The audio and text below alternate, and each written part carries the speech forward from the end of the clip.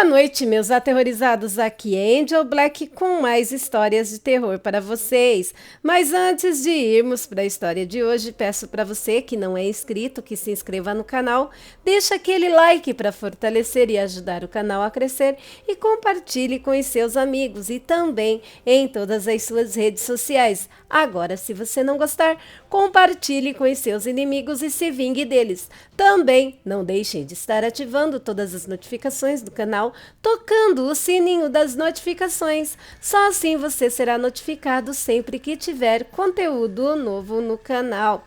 E peço também para que você não deixem os pequenos assistirem a esse tipo de programação, pois a mesma pode causar pesadelos nas crianças. Dadas as informações, meus amores, meus aterrorizados, vamos para o primeiro relato de hoje, que vem lá do covil do Guardião Sinistro. E o nome, o Lobisomem do Acre. O lobisomem do Acre é uma criatura bípede com semelhanças ao corpo de homem, porém recoberto com pelos pretos, face assemelhada de um lobo com um olho na testa e o outro no meio da barriga e com aproximadamente 3 metros de altura. Eu até no momento pensei que era uma pinguari, gente, mas uma pinguari não tem o olho na barriga e sim uma boca cheia de dentes, né? Vamos dar prosseguimento aqui, depois no final eu dou mais minha opinião. Sua aparição foi verificada em julho de 1990 no município de Seringal, Sardinha, próxima à cidade de Manoel Urbano, no interior do Acre, quando atacava bezerros na região.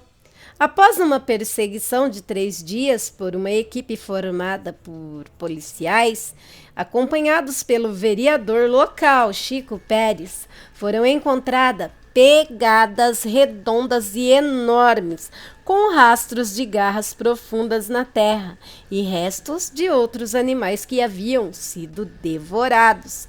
Em outro ataque, a criatura tentou levar uma criança às margens da rodovia BR-364, no dia 22 de julho de 1990, mas foi impedida pelo avô da criança. Após essa aparição, a criatura nunca mais foi vista por populares.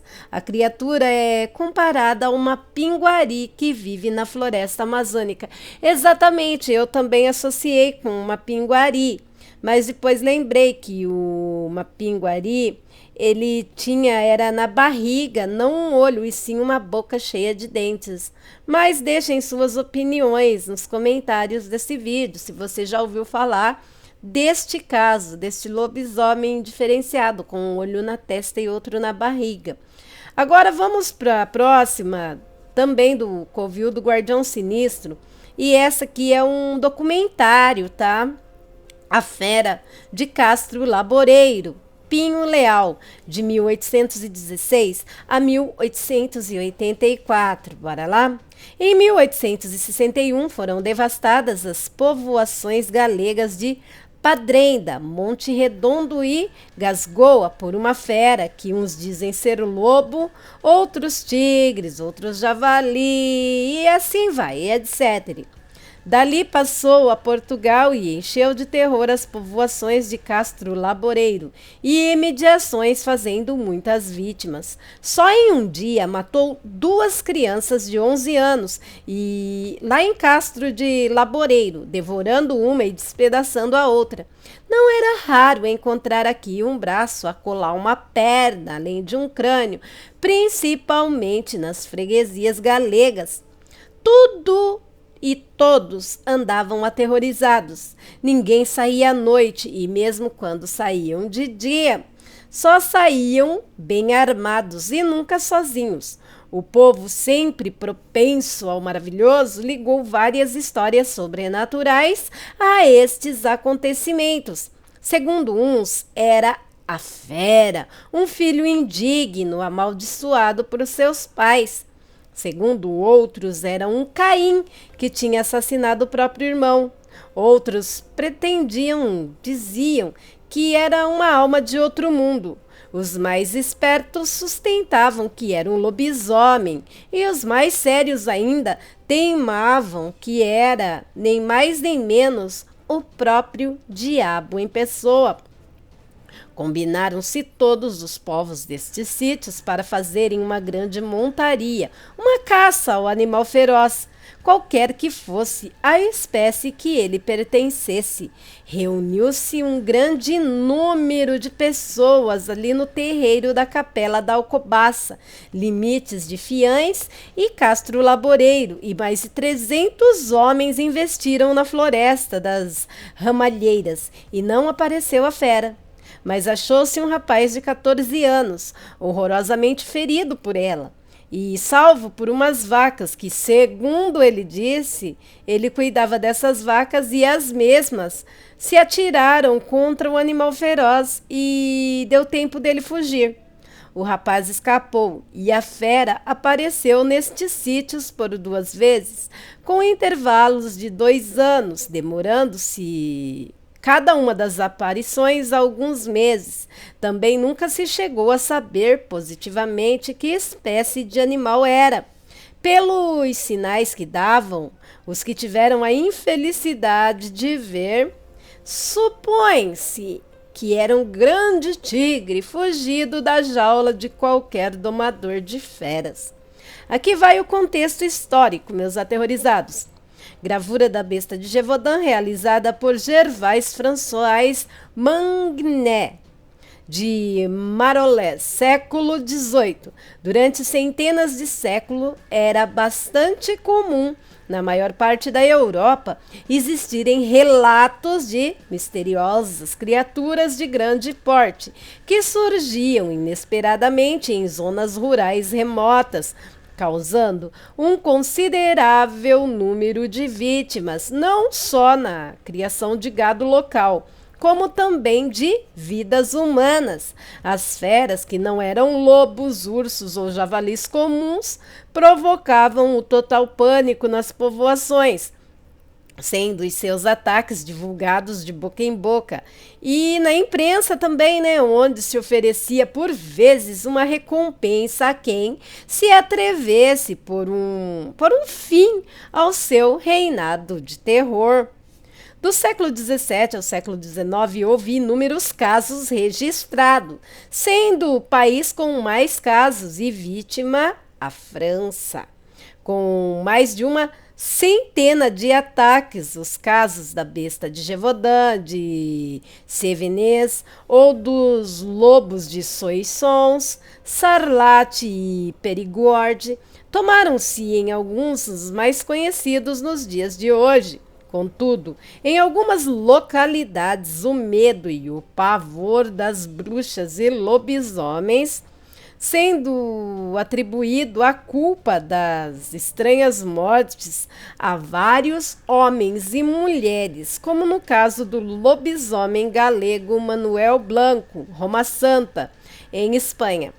E na Inglaterra, o mesmo fenômeno era atribuído também a lobisomens ou criaturas fantasmagóricas, como os monstruosos cães negros, conhecidos como Barghest, Black Chuck ou ainda Gytrash.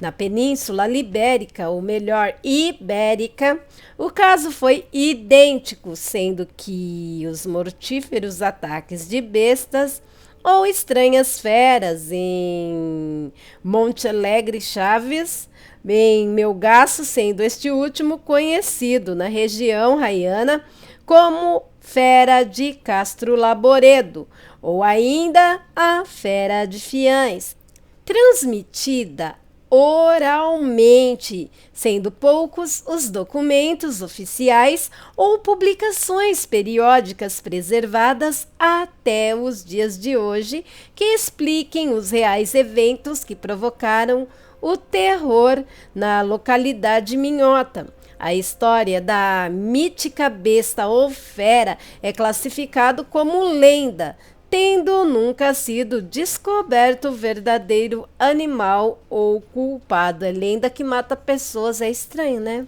Lenda.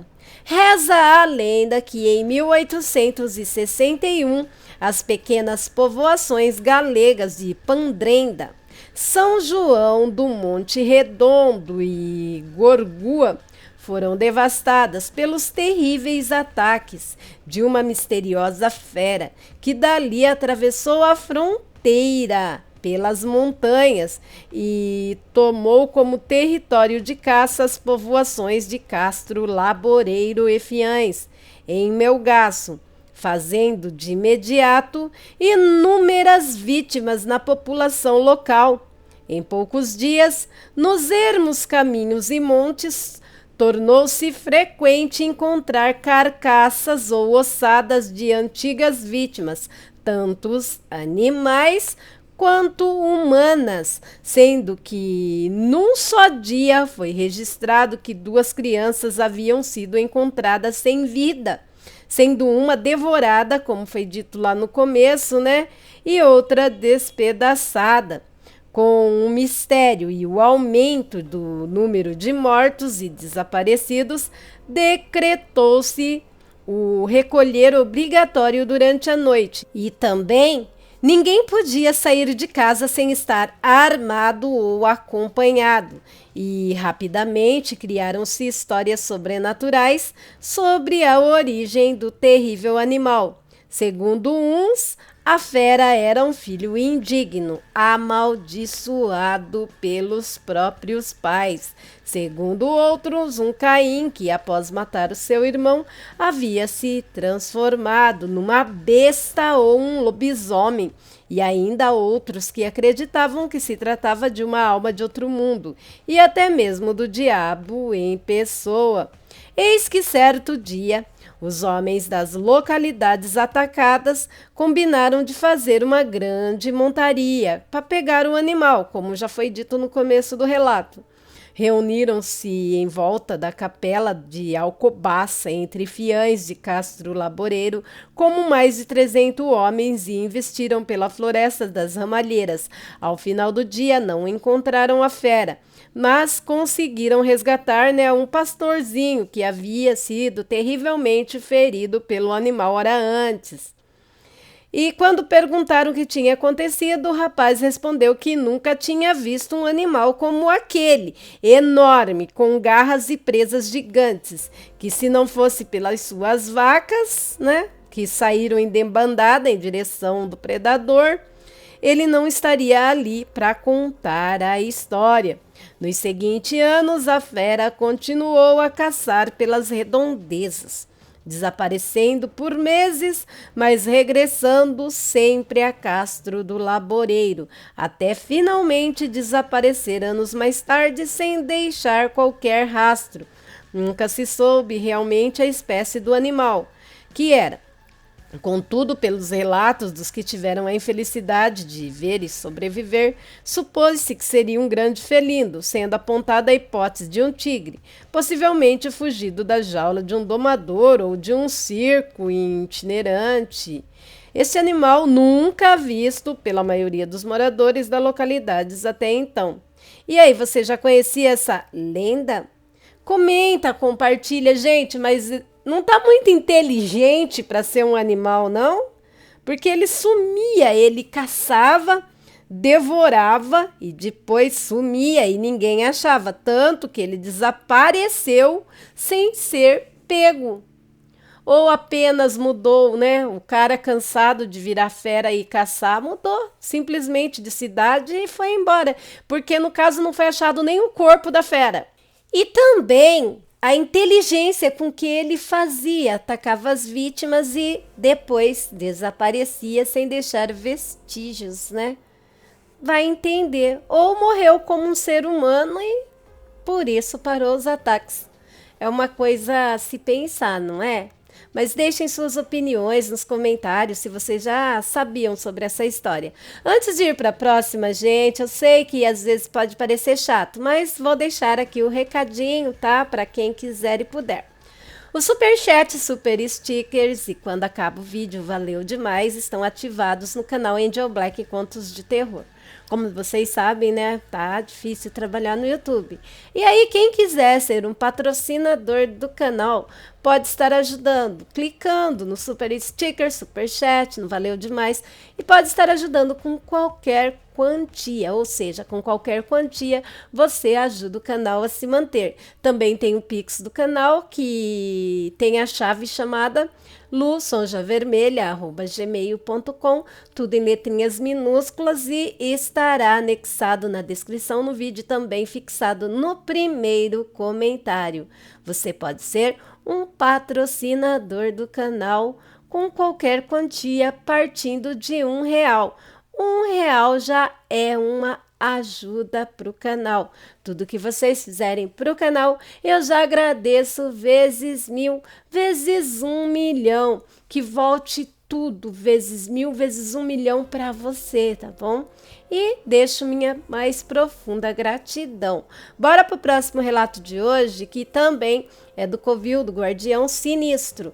Nome do relato: Corpo Seco do Morro do Cruzeiro.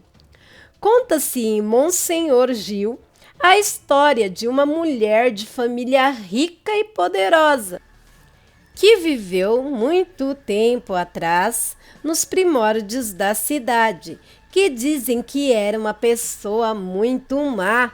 Após a sua morte, foi sepultada em um terreiro que começou a ser utilizado como cemitério pelos poderosos daquele lugar, até que alguns anos depois resolveram construir no lugar a igreja matriz Menino Deus, que levou 24 anos para ser erguida. Durante a construção da igreja, foram removidos os restos mortais que jaziam em sepulturas no terreno. Mas quando foram desenterrar a tal malvadona, logo perceberam que seu corpo, depois de tantos anos, estava intacto, sem sinais de decomposição. Logo espalhou-se a história e todos deduziram que, devido à sua maldade, nem a terra quis saber do seu corpo. O bafafá na cidade foi tamanho que todos queriam ver a figura sobrenatural. E por alguns dias ficou a mulher morta na igreja em construção, período em que dizia que à noite ela saía e vagava pelas ruas de Monsenhor. Com a população toda assombrada, as autoridades eclesiásticas tomaram uma decisão. A mulher, por ser maldita, não poderia ser enterrada no solo sagrado de um cemitério. Deveria ser sepultada no topo de um morro, e próxima à sepultura deveria ser erguida uma cruz. Diante da decisão das lideranças da igreja da cidade, assim foi feito, e o lugar em que a mulher foi enterrada passou a ser chamada de Morro do Cruzeiro. A cruz, símbolo da fé cristã, foi poderosa em deter que a monstruosidade se levantasse de sua cova para assombrar o povo de Monsenhor, que logo iniciou-se uma devoção a ela, de modo que no local são desempenhadas atividades de cunho religioso, como a abertura do festejo de maio. O Morro do Cruzeiro é uma das rotas obrigatórias de religiosos e turistas que passam pela cidade. Para ter acesso ao topo, foi construída uma escadaria de 360 degraus. A vista de lá dá acesso a todo o município de Monsenhor Gil. Com isso, todos os anos renovam as benzeduras do lugar a fim de conter a criatura. Ao que dizem, se cessarem as atividades religiosas no lugar, inclusive demolindo-se as cruzes que existem por ali, erguidas com o tempo pela igreja para celebrar os ritos no morro, a criatura se erguerá da terra para assombrar novamente as criaturas da cidade de Monsenhor Gil. Interessante, né, essa lenda local, né, meus aterrorizados? Mas melhor prevenir do que remediar, né? Alguém aí já tinha ouvido essa lenda, essa história, esse relato? Eu achei interessante, mas, como diz, né? Toda lenda tem um fundo de verdade. Será que a mulher era um corpo seco ou simplesmente ela tinha algum fator genético, algo do gênero, que as células dela são mais resistentes que a da maioria das pessoas? Então, deixem as suas opiniões nos comentários. Sua opinião é muito importante para mim e é para vocês e por vocês que eu faço meu trabalho com todo o amor e carinho desse mundo. E agora vamos para o próximo e último relato de hoje, que é do grupo Casos de Assombração, por Cláudia Ferrari. Nome da história, né? Primeiro vou explicar aqui que é a história real de uma pessoa que preferiu não se identificar. Nome da história: Amarração Forte. Certo dia, uma mulher me procurou para fazer um ritual de amarração ao extremo e eu fiz para ela. Ela me disse que gostava de um antigo patrão dela, só que ele não gostava dela por ela ser uma funcionária na época. Então eu fiz o ritual de 7 luas. Em 5 dias ela ficou com ele. Ele ficou extremamente apaixonado por ela. Porém, depois o que era bom virou pesadelo. Ele ficou tão obcecado por ela que se tornou obsessivo e compulsivo de ciúmes e agressões. Ela então me perguntou por que ele ficou assim.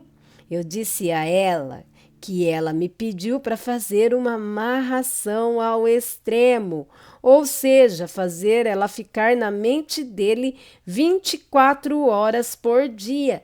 E foi o que eu fiz. Depois de uns meses, ela me procurou para fazer um ritual para afastar ele de vez da vida dela. E eu fiz, e com 7 dias, ele pegou um nojo tão grande dela que terminou com ela. E até os dias de hoje, ele nunca mais deu notícias. Ela disse que a última vez que ouviu falar dele foi uma colega dela que disse que ele se casou e foi morar em outro país. Ah, PS, fui vítima desse tipo de amarração amorosa e sofri muito, pois sentia ciúmes de louca. Até que uma pessoa da família dele, que o ajudou a fazer a amarração, veio me contar, por ver o meu desespero, e ele me traindo e me desprezando. Não deseje, não faça isso para ninguém, pois é uma tortura. A pessoa vive em um inferno. Fui para a igreja e lá consegui me livrar fazendo muitas orações e graças a Deus estou livre, mas ele está muito mal, ainda por trauma. Não quis ter outro relacionamento por 5 anos. Esse tipo de coisa é um crime terrível na vida espiritual e deveria ser na terrena também, pois acaba com a vida da vítima. Por Cláudia Ferrari. Tem que tomar cuidado, né, meus aterrorizados, com esse tipo de amarração, pois a gente tem um livre-arbítrio, então ninguém deve interferir no livre-arbítrio das pessoas. E eu falando errado aqui, meus amores. E é isso, por hoje é só, né? Esse é o último relatinho da noite. Agora eu vou dar uns recadinhos aqui. Se você ficou até o final, não esquece de dar aquele like. Seu like ajuda aí muito o canal. Vocês sabem que seu like é super poderoso. Faz o YouTube entender que vocês estão gostando do conteúdo exibido aqui no canal. Então, deixa seu like, tá? Ajuda o canal da Angel. E você que está aqui pela primeira vez, conheceu e gostou, se inscreve no canal. Será uma honra ter você aqui conosco. E também peço para você que não está recebendo notificações, vai lá no sininho, aperte o sininho. Gente, muita gente não está recebendo notificação, inclusive até mesmo meu marido falou, não está chegando notificação para mim.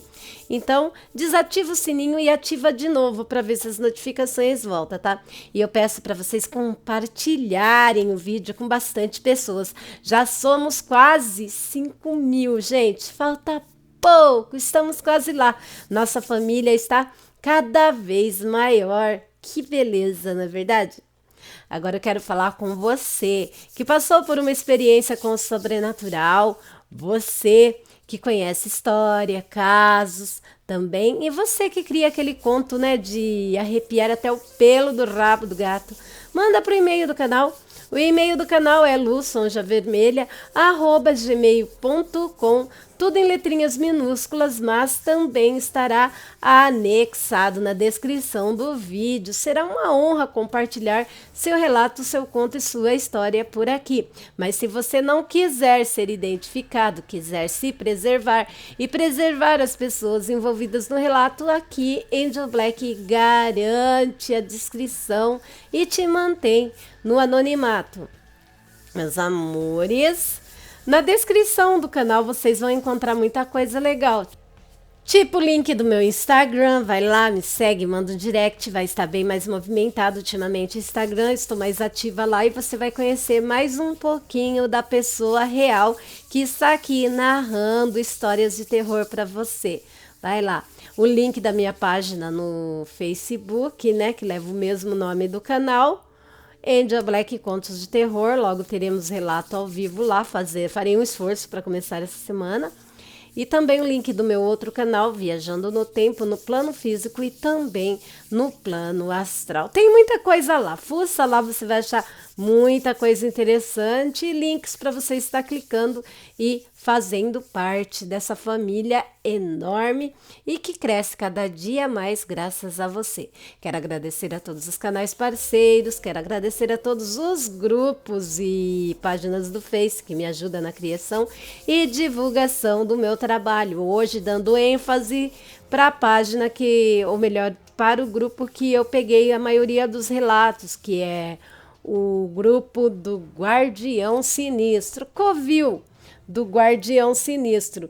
Deem uma olhada lá, vocês vão gostar, é muito bom. E também o grupo Casos de Assombração e Cláudia Ferrari, né, que pegamos a última história, a história da amarração. Vai lá, dá uma olhada, dá uma fuçada, vocês vão gostar, viu? Então, agradecimentos aos grupos e página do Face que me ajudam na criação e divulgação do meu trabalho. E principalmente, gratidão eterna a vocês, meus aterrorizados, meus inscritos queridos, aos colaboradores e patrocinadores do grupo, que são pouquinhos, mas logo serão vários. E é isso, meus amores. Logo teremos live aqui no canal pra gente conversar um pouquinho. Vou parando por aqui e deixo, né, com vocês o meu coração, pois ele já é de vocês. Vocês moram nele e não pagam aluguel. E boa noite, meus aterrorizados, e tenham bons sonhos. Olha, se cubram bem, tá? Tomem bastante água, se hidratem, pois está um frio. Tchau! Fui!